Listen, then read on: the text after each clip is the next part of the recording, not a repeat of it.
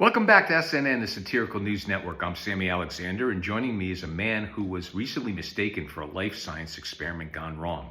Podcast Pete. I'm no experiment, Sammy.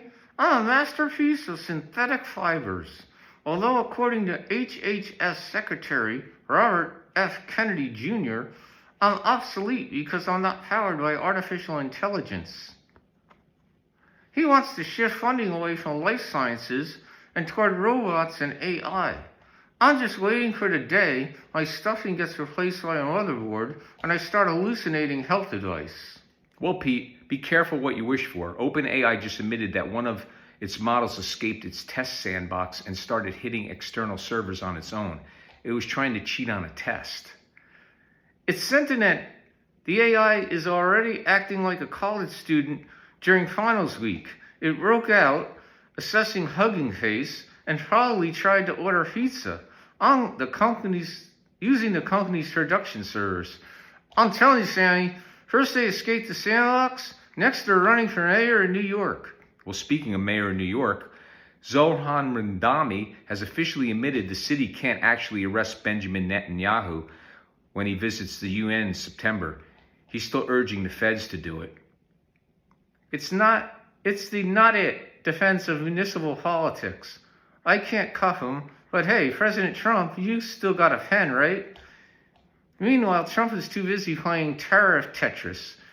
He just slapped double-digit taxes on dozens of countries, some up to 12.5%, because he says they aren't enforcing labor bans. It's a bold move, Pete, especially since his previous 10% levies were expiring on Friday. It's genius. If you can't tax the win like you threatened with Canada, you just find a forced loophole. Brazil is so mad they're threatening to retaliate, and India actually got a discount down to 10% for being slightly better at paperwork. It's like a rewards program, but instead of points, you get slightly less expensive imported fertilizer. Let's look at the Middle East. Iran is now threatening an eye for an eye response if the U.S. hits their power plants or bridges. This comes after the Houthis struck two Saudi oil tankers in the Red Sea. Eye for an eye makes the whole world go, well, completely dark because the power grid is gone. Oil is already at $95 a barrel. I think it's at over 100 right now. And the World Bank is warning that if it keeps up, global warmth will drop to 1.3%. We're basically one missile away from everyone trading their cars for unicycles. In space news, SpaceX has delayed the launch of Starship Flight 13 yet again. 13? Well, is that a lucky number, right? We're supposed to go today, but weather pushed it to Friday. They've already swapped out Raptor engines like they're changing light bulbs. At this rate, the rocket will spend more time on the ground than a Universal ride in Orlando. Pete, we have some very serious health news. The Ebola outbreak in Congo has now surpassed 1,000 deaths. It's the fastest outbreak on record, Sammy, and because it's the Bundibugyo strain, there's no approved vaccine.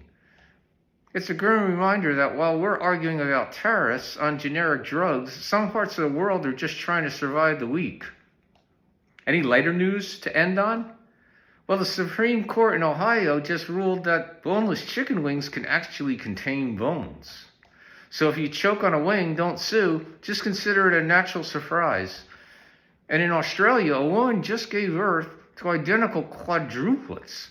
4 identical babies, Sammy.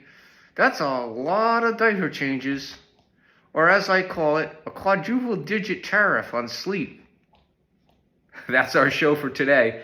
I'm Sammy Alexander. And I'm Podcast Pete, currently checking my seams for forced labor labels so I don't get taxed.